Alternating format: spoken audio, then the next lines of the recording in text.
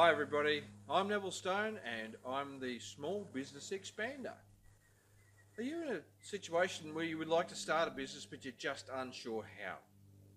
Well, I think you're in the right place because I have a long history in small business, managing businesses, and I have a family who's been in small businesses in several different forms over decades. And it's really important that you get the right steps first because the Australian Bureau of Statistics tells us that 60% of Australian startup businesses fail in the first 3 years. And this is the first in a series of videos I'm going to present, which about asking the top questions that you need to ask yourself so that you can maximize your success and get the best results possible and minimize that pain you might be going through at various times, because we all suffer that. And I just want you to imagine for a moment, 2 months into your new business, you're all pumped up, you're enthusiastic, you've been out doing the work, and you're starting to see a few results. But then you realise there's not enough money to pay the bills in the bills account. Now, how are you going to explain to your internet provider, your mobile phone provider, your utilities people that you just don't have the money, and you've got to waste all that energy that you've been putting into your business? You now have to really focus on finding a way out. And it creates a massive amount of stress and pressure on you. The question I ask is, do you really need to put yourself under any more pressure than what you're already doing when you're starting up a business? Excuse me. Look, I can relate to this totally. When I first went into business, I took over an established business, but it was a poorly performing one. And I thought, this is easy. How hard can it be to manage this place properly and get business going?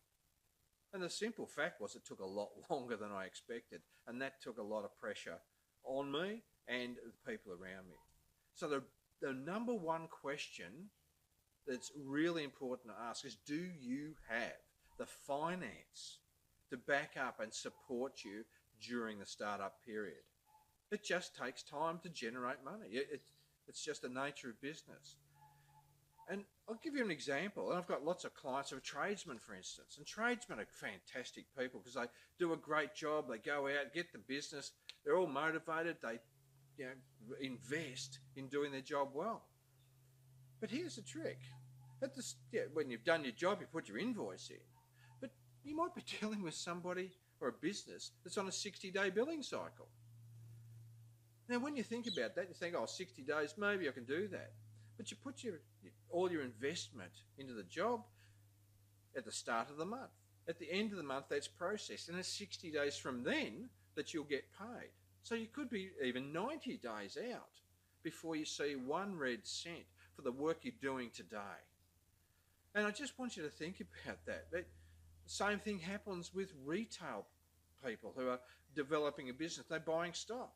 They've got stock that they've invested into and they're selling it, making a profit. That's fine. But sometimes you might have dead stock that doesn't move the way you expect.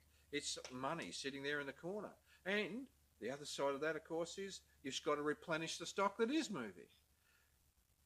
In the meantime, you've still got life. And you've got your school fees, your grocery bills, your educational fee, all of the things, insurances that create what we have in a normal life. There's a cost to all of that, and you need to be able to fund that.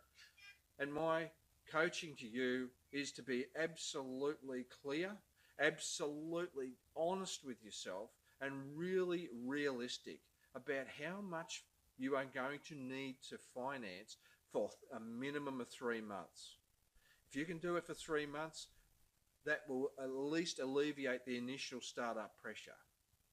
So I hope that's been of some benefit to you today, guys. I'm the Small Business Expander. Neville Stone's my name. Please feel free to click the link below.